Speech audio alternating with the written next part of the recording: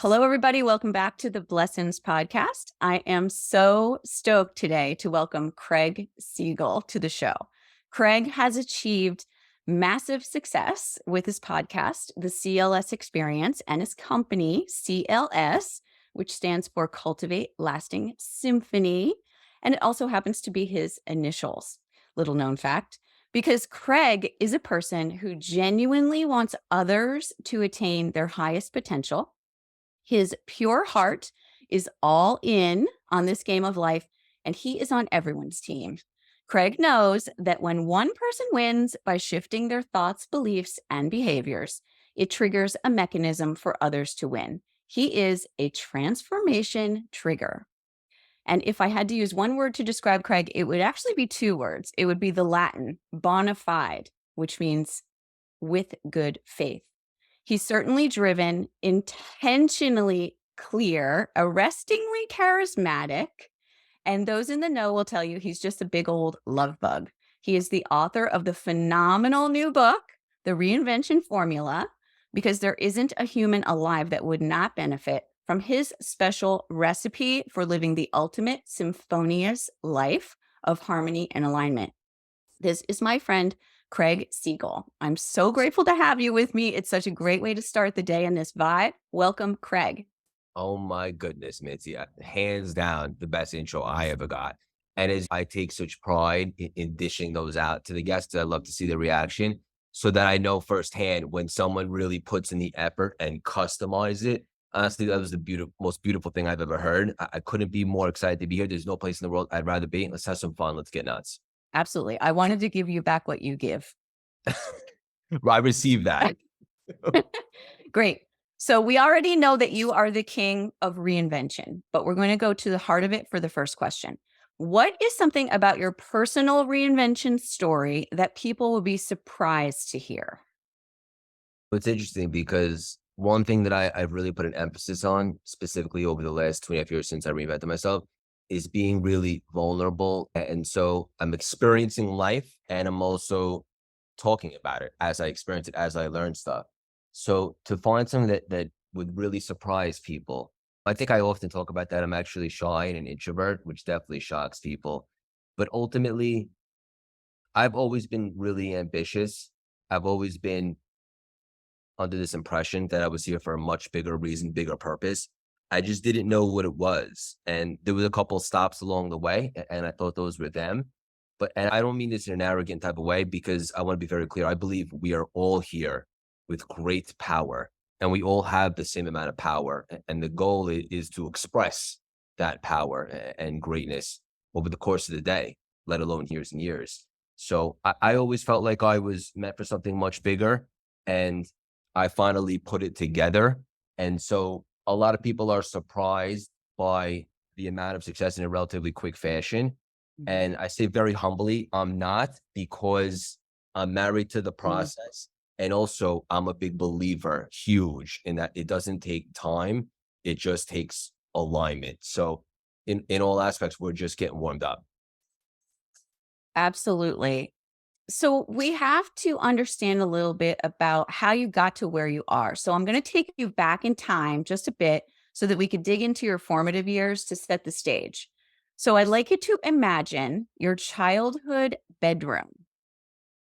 What was your favorite object in that room? And what does it say about both little Craig and the man you are today? It's so funny because when you beautifully portrayed me going back there and anchoring that, I saw it very clearly. When I was a kid, I used to have in my room, they might still be up if I'm being honest, although now it's my nephew's crib. But I used to have these Rolling Stone magazine covers of all the pretty girls. I can't believe I'm saying this out loud. And I made a border around my room with all of them. And it's just funny because that's at the time, I don't know. I think I got that from my brother, because my brother, Mark, my older brother, my best friend, he was so into like girls and stuff like that. I don't know. I just had those as a border around my room. So when I look back at that, Craig, it makes perfect sense. As I look back or as I look now in the present moment at the current Craig, it's pretty funny to laugh at. I love that. The Some Girls. I had that album.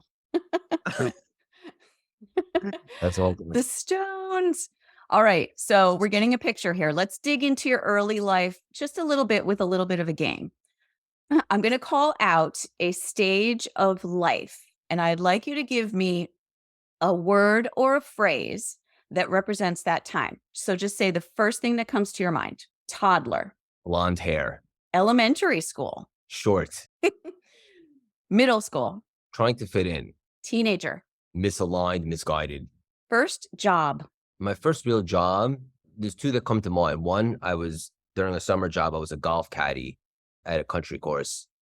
It was short-lived, but it was cool because I was actually around big figures of successful people, and I remember being fascinated by that. But my first real job, I think when I was in high school, I had it, was I worked at this drugstore in town, and I used to do deliveries too, and drop off like pharmaceuticals and stuff like that. It wasn't very fun, but you just brought me back. Yeah, those two.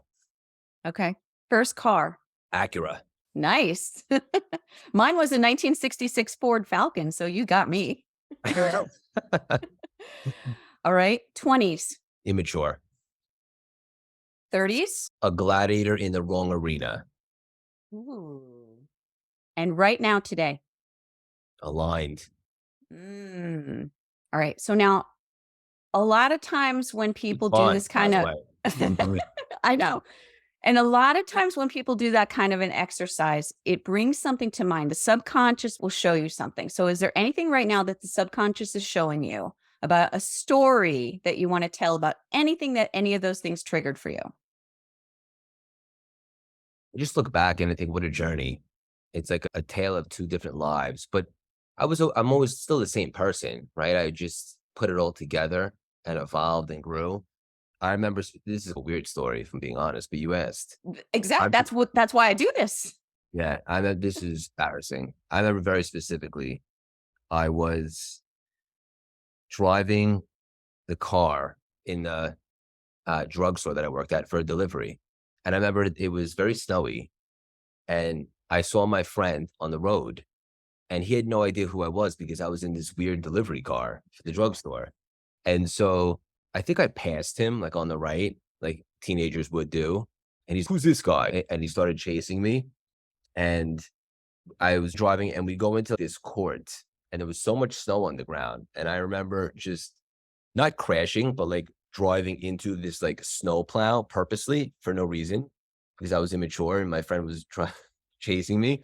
Not the car wasn't like banged up or anything like that. It was very softly went in there. But my friend got out of the car. He's like, who the hell is this guy passing me in this weird car driving into the snow plow? And then it was me. I got out and we had a big laugh, and we laughed about that for years. I have no idea why. I haven't thought about that story in 15 years, but you just extracted from me. I love that. To me, that speaks to your playfulness. Yes. Maybe that's something you need. Somebody's telling you, get in touch with it, keep in touch with it, bring it forward. I love to have fun. It's one of the components of my life. That's embarrassing, but to be honest with you, it's me. And That's not embarrassing. That's the kind of thing people love to hear, right? Because everybody has stories like that. I love that. All right. Yeah, I love it. Thank you. So I want to dig into the idea of reinvention because that's what your new book is focused on, the reinvention. When I think of reinvention, it's something that happens from the inside out, but it also can happen from the outside in. So I want to explore all the aspects of that. And I was thinking of things that I consider either pet peeves or things that I think need to be reinvented in life. And I came up with this. So I'm going to give you a scenario. Let's say that you are tasked with reinventing the standard cocktail party line. What do you do? Because I hate that when people ask me that, right? So what do you suggest instead as a conversation starter for people to feel comfortable and to get connected? In regards to, do you actually mean a cocktail line? Yeah. If you're really in a cocktail party, instead of that question, what do you do to get connected with someone or to start a conversation? What are some better things? How can we reinvent that line? You mean like just going up to someone and networking and connecting with people? Yeah, exactly. Yeah, I just think that connection is everything. I would just highly suggest release the expectation of, oh, what if this person doesn't like me? Or what if I have food in my teeth? Or what if I'm not that person's cup of tea? Just meet everybody. And you never know. As I like to say, one conversation, one nugget, one thought, one interaction could change the course of your life. So It's funny because I used to not like parties. Like, to be honest with you, I'm more of a homebody. But if I'm going to be somewhere, I want to make the most of it, just like anything I do, and just connect with people and meet people and just get to know people a little bit. And usually when you do that, you release the expectation you remove the agenda of a specific outcome. Mhm. Something great usually happens. You usually meet a great connection. Yeah, so you can move beyond the cliches and get a little bit deeper right away because you have an authenticity about you, right? Yeah, I would say so. Yeah, I love that. Is there something else in life that you think needs reinventing?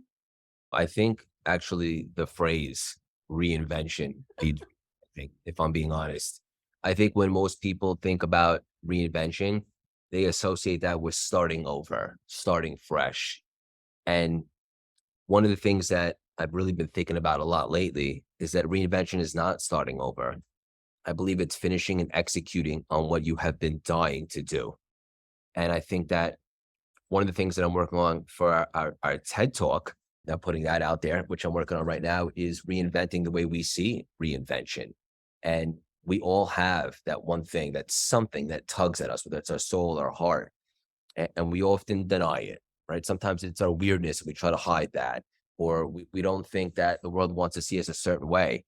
But ultimately, when you stop trying to avoid that and you lean into that and you begin to finish and execute on what you've been dying to do, Mm. that's what I encourage people to think about when they associate with reinvention. So it's not starting over, it's finishing and executing what you've been dying to do. That's big because we sometimes we think about our dreams and we put them in this compartment like your dream is over there somewhere. And there's no reason why you can't execute and act on your dreams today. 100%. Yeah. And so you talk about how the pandemic was your kind of catalyst for your reinvention. And I want to know, although you reinvented yourself, what did you keep? Ooh, let me just acknowledge you for a second. These questions are unbelievable. I'm having so much fun right now. I don't think I've ever had an experience like this on a podcast before. So kudos to you. It's fantastic. Thank Uh, you, Craig. That means yeah. a lot. What did I keep? I kept my work ethic. I kept my discipline. I kept my big heart, my love, my silliness, my weirdness. I kept my inspiration to work out and run and make that a part of my life. I kept a lot of things. I just was able to put the finishing touch on them. And it was like Mm. Craig was like this big raw piece of clay. And I needed like an artist to come in, also known as me, once I blocked out the noise and got clear, and kind of mold myself and use the gifts that I've been given, right? Because they're not mine, they were given to me, and use them to do great in the world. And I'm also a big believer now, and because I imagine a lot of your listeners like, that sounds awesome. I still have to pay bills and monetize. All that is just a byproduct, it's an energetic exchange. When you're able to identify what your gifts are and then showcase them and use them to do good, that's when the magic happens. I kept a lot of stuff. I just got more focused and intentional with the path that I wanted to head down. Mhm. Yeah, focusing on the outcome that you want. I don't think that we need to be completely becoming someone new and throwing out like the baby with the bathwater when we talk about reinvention. So I love that you kept all of those things about yourself that make you, Yeah.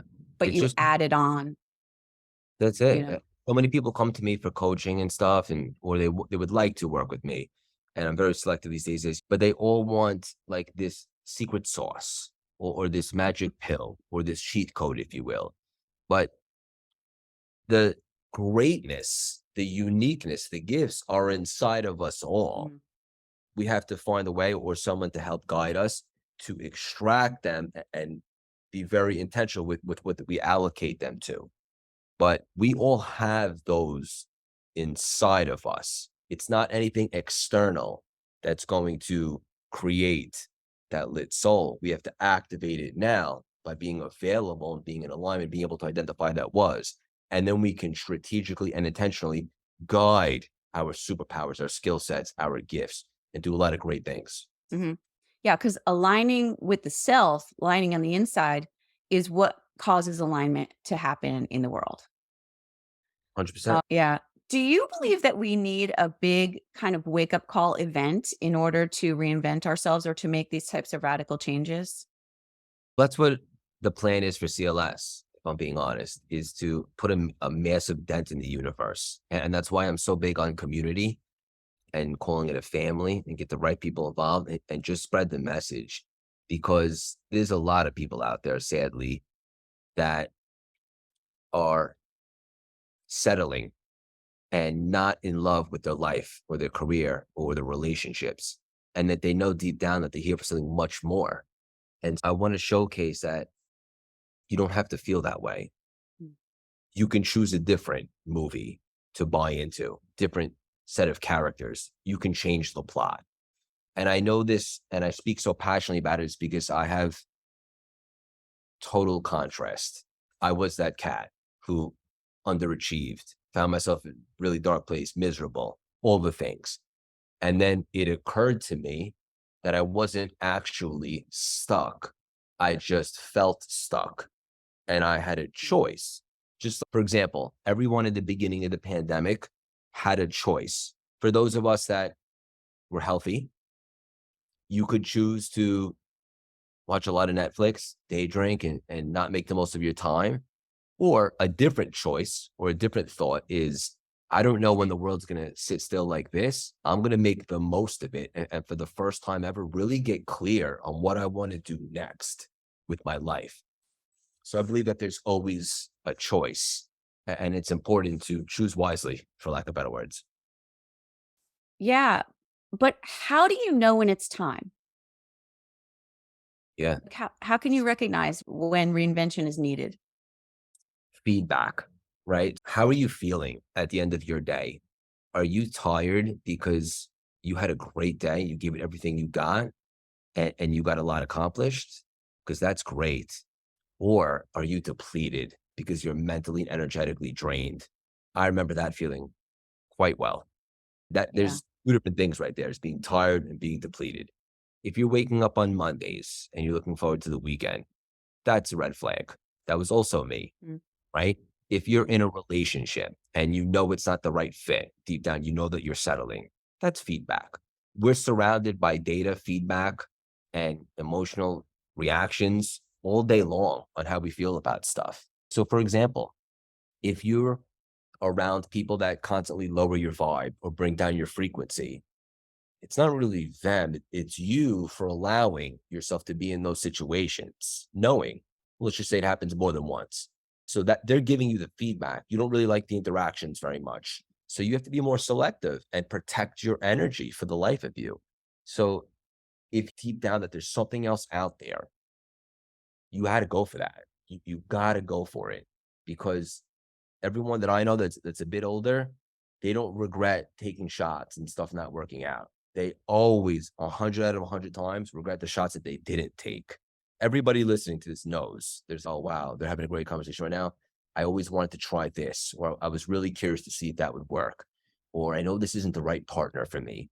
Those feelings right there are exact indications that you're not in alignment with those particular situations.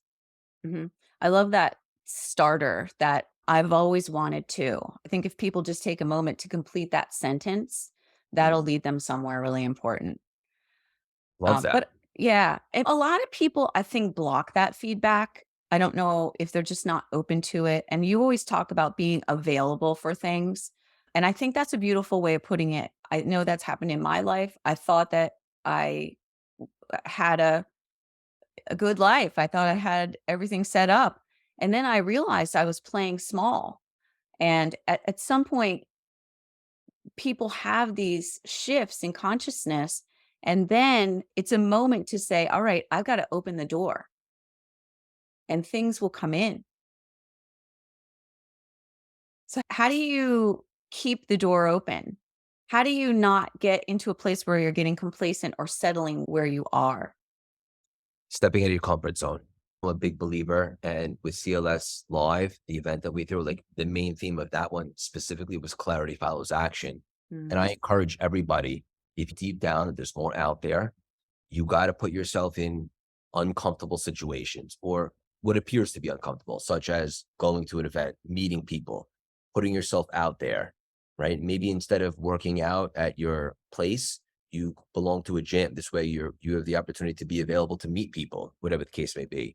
Going to events, hiring a mentor, working with a coach, just doing different things that provide you an opportunity to be out and about, to be available. Because if you're not around or you don't put yourself out there, then no one has an opportunity to connect with you or offer you anything or support you or anything of the sort. The only way that stuff happens is when you get in the arena, right? And you Right. don't, it's even about winning. It's just about getting in the arena and putting yourself out there.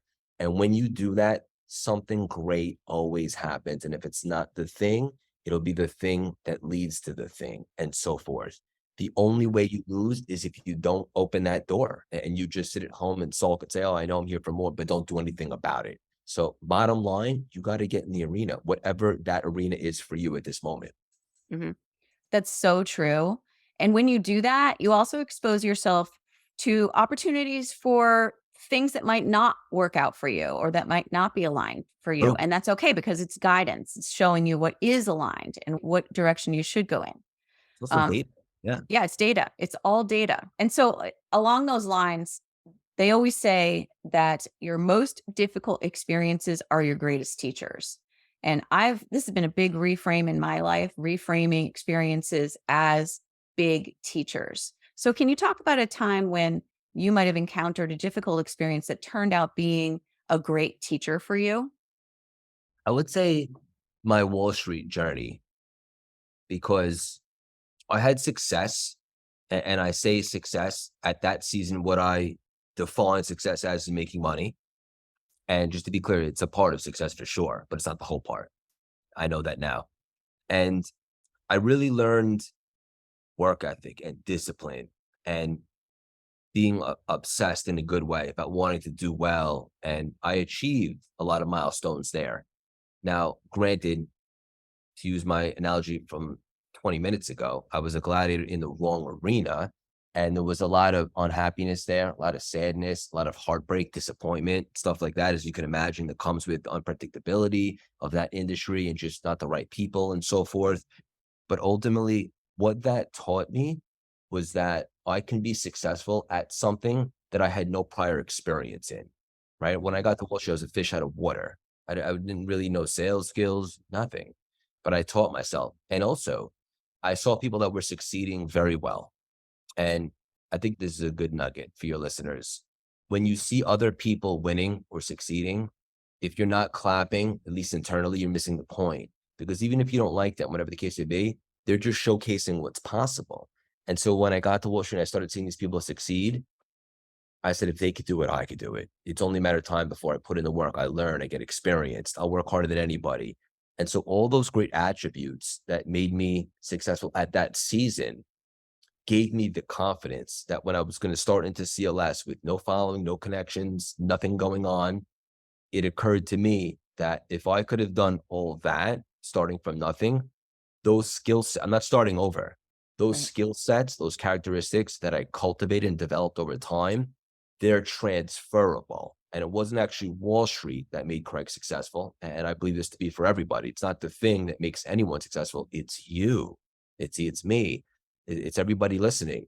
And even though I wouldn't call Wall Street a failure because I had a nice career there, but ultimately it was time to leave. But everything that I learned there for the good, and a lot that I learned about myself and those characteristics stuck with me forever. And I reallocated them finally to the correct arena. And the rest, as I say, is history. Yeah, you learned how to be a gladiator. It Yeah. reminds me of this. I was talking to somebody else recently who recovered from addiction, and he had this great quote. He said, it's better to be a warrior in a garden than a gardener in a war. Ooh. He's got nuggets. A good one. Isn't that great? Because finding your strengths, it's a very interesting thing I like that. because it's all contained within. That's right. All right. What comes to your mind when I say the word rejection? Is there a story or something associated with that word for you? I can think of a story, but the first thing that comes to mind is I love rejection, and I encourage everybody to love rejection because rejection means that you're trying. And also, there's a good reframe that I like to use, and that's rejection isn't a no, it's just a no right now, right? And things can change. So if you're getting rejected, that means you're putting yourself out there, right? Because you can't strike out in baseball if you don't step up to the plate. So if you're getting rejected, just keep going and refine your skill sets and allocate them to what's right and so forth. Also, there's a numbers game, right? However many times you get rejected is, as they told us on Wall Street, bring you closer to that yes, so to speak. So that's how I would reframe rejection. I would encourage everybody to not only not be scared of rejection, but to lean into it because it shows that you're trying. It makes you battle tested. And then if and when you do get rejected again, it doesn't hurt so bad because it's just part of the process. In regards to a specific rejection, I think really that comes to mind. I don't know. I would have to think about that. I guess I get rejected often. Maybe I haven't in a little while, but like maybe in the beginning when I was building CLS, right? And the frequency of my brand, I was always very intentional. I wanted it to resemble like the Apple of personal development, very high end. And in the beginning, when I had this little old podcast and I was reaching out to people, not all the jugs, as I like to call them in this space, said yes right away. So I guess you can consider that rejection. But that didn't discourage me. It actually encouraged me to basically say, okay, no problem. I'm going to continue to marry the process. It's all going to compound. We're going to do our thing.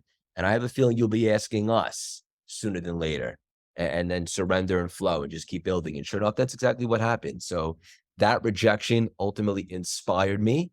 And I think that's a good example. So you're saying that without naming any names, somebody that you reached out to that said no at first, later they came to you or said yes to you. Absolutely, 100%. Yeah. And also just to give some context, like I think really big, I think it's one of my Yeah. superpowers. So I was reaching out to big people right out the gate. So I also understood these people are really busy. They can't say yes to everybody. So I chose to not take it personally. But yes, to answer your question, there were some people that only started 2.5 years ago. So I imagine, think about you, like if everyone's asking you, to be on their podcast. You can't say yes to everybody. You have to do a little diligence, make sure it's in alignment and so forth, and make the use of your time. So I don't take that personally.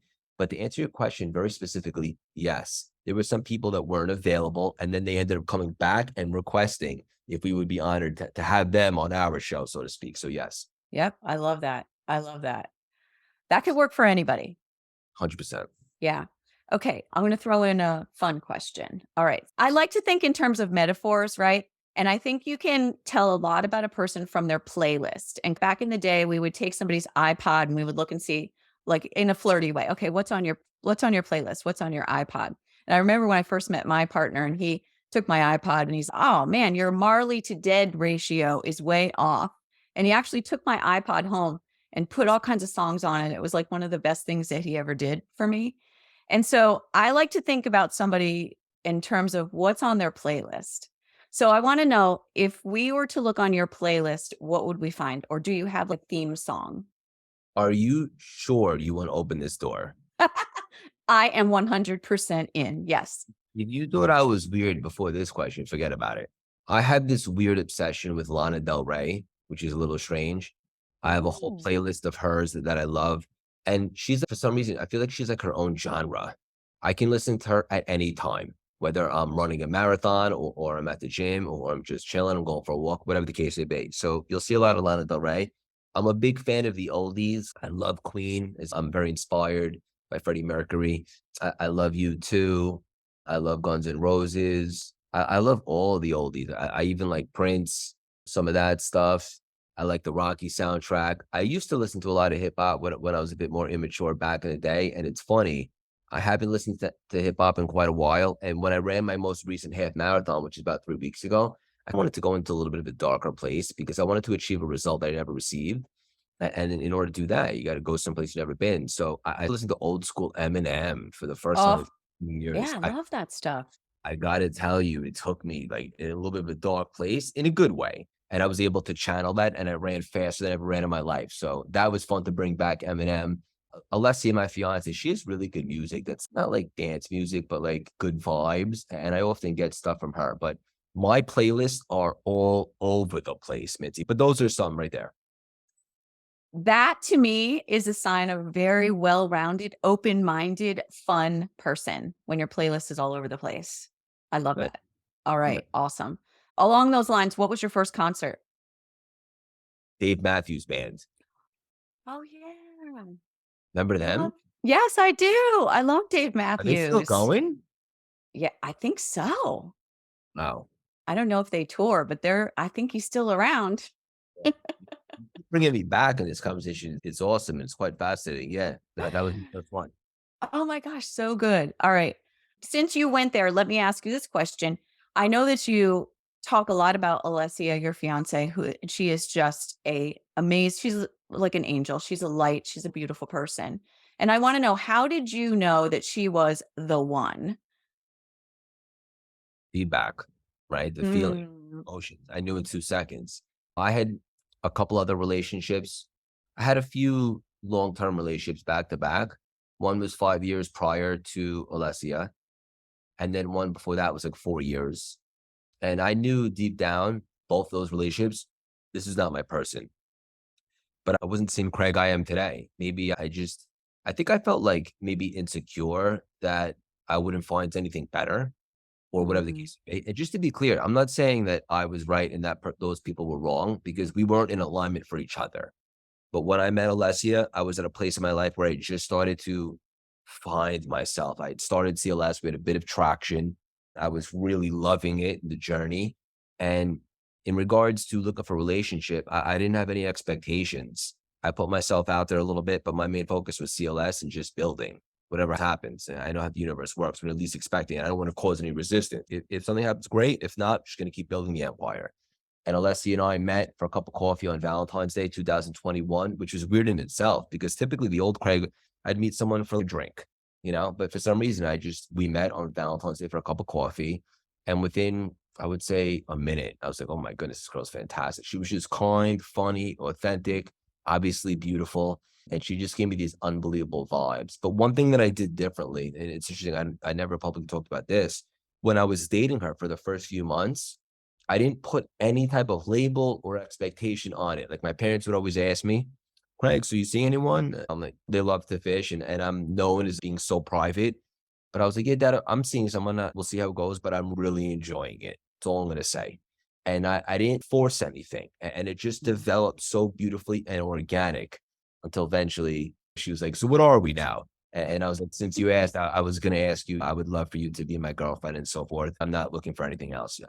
And the rest of the say is history. But I just knew in 2 seconds, it's just a feeling when you find your soulmate, at least for me. I can't speak for everybody, but I just knew within 2 seconds when I met her, I wasn't interested in anybody else. Mhm. Yeah. Yeah, you're a mush. You I set me up. love that about you so much. I used to Uh, not be. I swear. I don't know what's happening. Since I reinvented myself, just like totally heart wide open. yeah, but that's when things come to you. And I love what you said about letting go of the outcome, releasing it, letting go of the expectations, Yeah. non-attachment. That it's in all of the law of attraction books. That's what the key is. You've got to let go. Yeah. And then the great stuff comes in. That's Right. amazing. Oh my gosh. All right. I know that you're looking forward to your future life with Alessia and probably becoming a father yourself one day. What kinds of traditions from your own parents will you carry through into your own family? I'm very affectionate, and Alessia isn't so much as affectionate. She is now because of me.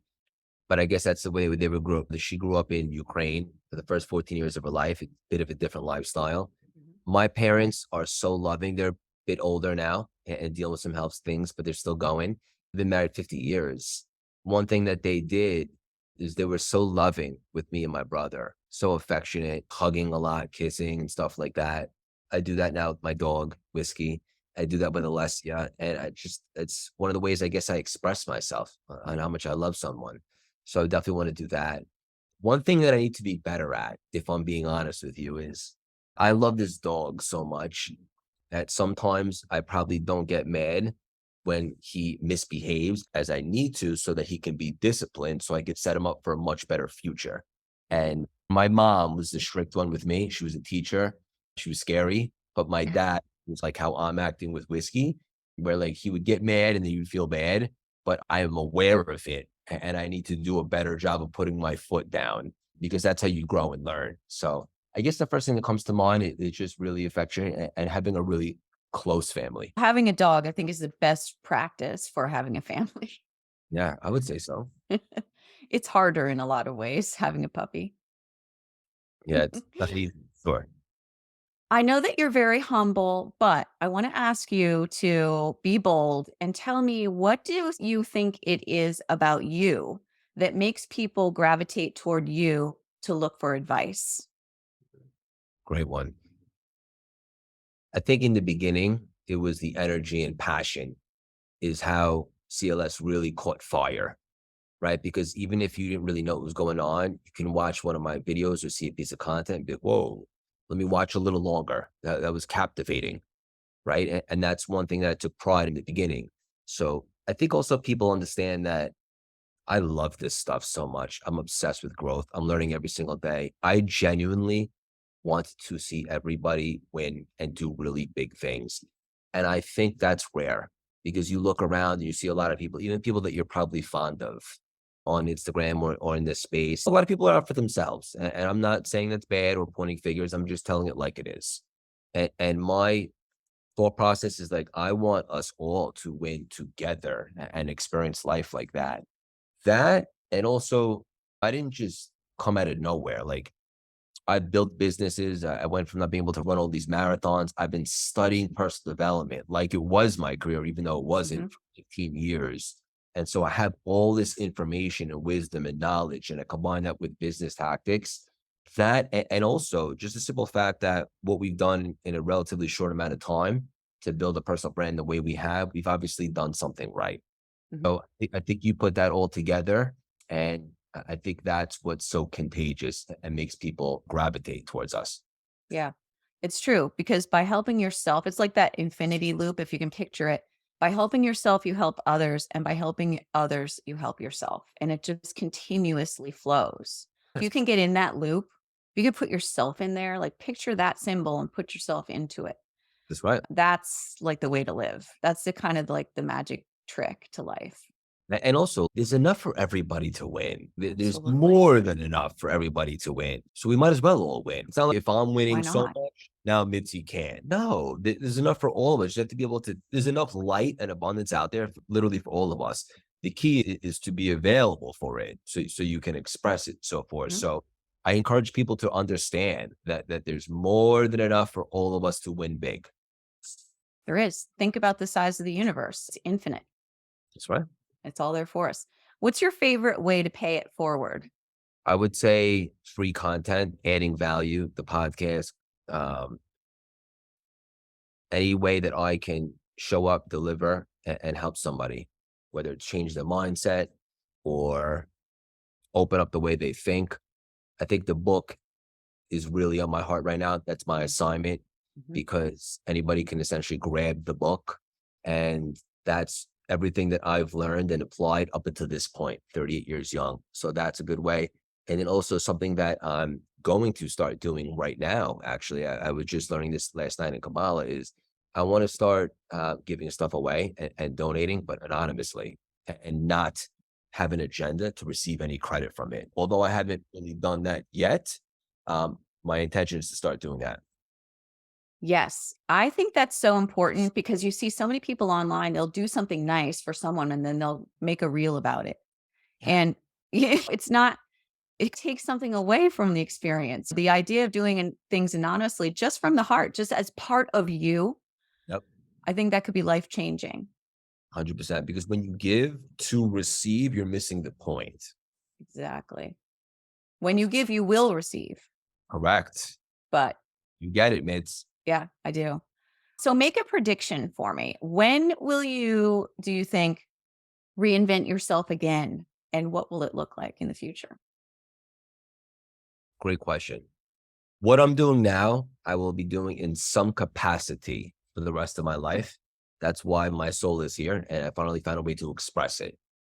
Now, I'm available, right? That's why I always like to say, marry the process, divorce the outcome. I have big, audacious goals that I would like to achieve, but I'm also open for opportunities that come my way that I might not have seen coming. And to be honest with you, some of the biggest, most exciting developments that have happened for us over the last couple of years have been things that I didn't see coming, but because I'm in the arena and I'm showing up and I'm consistent, right? And those are the best. So I don't know everything the future holds. And that's what's so exciting to me. But in regards to like having to go to a rock bottom to bounce off that, I think it's safe to say I've done that. And now I have clarity and I'm on the right path. Yeah, because you can do that at any stage. You can reinvent yourself at any stage. Yeah, it's Yeah. true. Because this is the Blessings podcast, we have to go through your things that you consider your biggest lessons and your blessings in life. So let's start out with the lessons. Can you tell us, what do you think are the biggest lessons you've learned or the lessons for people in life?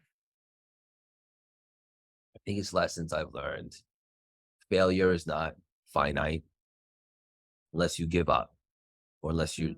die. As long as there's a heart beating in your chest, you can continue to fail, but you're not a failure unless you stop, quit, or die. However dark a season someone might be in, even listening to this show right now, it's not over. If you can look up and you can see up, then you can get up. No matter how big a storm might feel, you can get out of it. You can start choosing different thoughts. You could choose a different sort to invest in. That's been the biggest lesson for me. And I think a lot of people, even if they're not to the extreme in such a dark place, they want to do something more. They hear a lot of my content. Oh, I want to do something like that, but they think it's too late or it's not in the cards for them. It's not true. It's your ego telling you to play it safe. And as I always like to say, playing small is canceled. So no matter where you are, it is never too late. You can reinvent yourself. You can pivot successfully. You can do anything that you want. And I believe that. So, and also, one more lesson is in regards like love and stuff like that. Don't ever settle. If it doesn't feel right, enjoy the season of being single. There's nothing wrong with that. But do not go down a path that's not in alignment. That's a big waste of time for everybody involved. I don't know why they came to mind. Probably because of what you asked me earlier. But those are two lessons. And then Yeah. another one, the blessings, Yes, the blessings. having you in my life, this show, which is spectacular and totally different experience than I've had as a guest on a show. And I want to acknowledge you. It's beautiful. All the blessings. Where do I begin? I think it's pretty obvious that I'm someone that's in total alignment, having a lot of fun with life. Finding a career to die for is very special. I know that's challenging for all, but I would encourage everybody to never give up until you find it. I'm so blessed to wake up every single day, obsessed with what I do. And I heard a quote years ago. I'm sure you're familiar. When you find what you love, you'll never work a day in your life. And I realized that quote needs a little reinvention. And what it should really say is, when you find what you love, you'll never feel like you're working a day in your life. So like, this doesn't feel like work to me. I No. love this stuff. So I'm grateful for CLS. I'm grateful for all the dark times, all the darkness, all the rock bottoms. The season a few years back when I was in that dark place, drinking more than I liked to admit, all that stuff, because that was a part of my story, right? And become battle tested and you become resilient. You realize that you can climb out, you can do hard things. I'm grateful that running found me. And I love that as an outlet. I do great connecting on my runs. I'm grateful for my fiance. I'm grateful for my parents. And it's funny because I love the CLS family so much. If I'm ever in a rut, most people like, if you're in a rut, you want to not work. The first thing that I want to do is, if I find myself at a weird frequency, is get at it and be with the family and have a coaching call or show up or do a podcast. So I'm grateful for literally everything. My dog, I'm grateful for this day to give it everything I got and really express the power that's within me and a lot of value to the world, hopefully. Yeah. I love that. And I just want to say, and this is going to be like a little plug for the CLS community, which I'm a part of. I think when you talked earlier about being available for things, putting yourself in situations where you're going to be empowered and find up leveling opportunities. And sometimes those rooms are not free. I just want to say, like, getting into a community, finding some place where you can go and you make a contribution, and then you meet a whole new world of opportunity. And going out and seeking these opportunities where you're making a contribution and then you're getting something back. It's like a really big way of leveling up. So if you can find communities like something like your community or something else that maybe feels aligned with people, like that's been a game changer in my life, I couldn't is agree more. And I'm joining so that membership. Yeah. It's been a so game happy you changer. said that. Thank you, Yeah. Mids. Total game changer. It's put me, it'll put you in a place where you don't even believe you can go. You don't even know the place exists until you get into these rooms. Think about it like that. All right, final question. First thing that comes into your mind, what is the most important thing? That's the question. Mhm. Mm. Don't think too much. Most important thing, love. No, because if you're going about life and you lack love, or you don't love what you do, or you don't love yourself, then what's it all for? What's the point? I used to be like this tough guy and not showcase all my affection and love and stuff like that. And I'm so glad that I put my guard down and showed up as a real authentic Craig. I think love is ultimately what it's all about. Yep, it really is. And I reiterate what I said in the intro. You are bona fide. You are truly an authentic, just beautiful person that I'm so grateful that you have come into my life. And I'm grateful to you for being here and sharing all of your knowledge and wisdom with the audience. And just, I love riding this vibe with you. Yeah, I love you so much. And this was so much fun. This was different. And I want to acknowledge you. This was fun. This was an experience, wasn't a typical interview. And you're onto something big with your style of interviewing. Thank you, Craig. Thank you.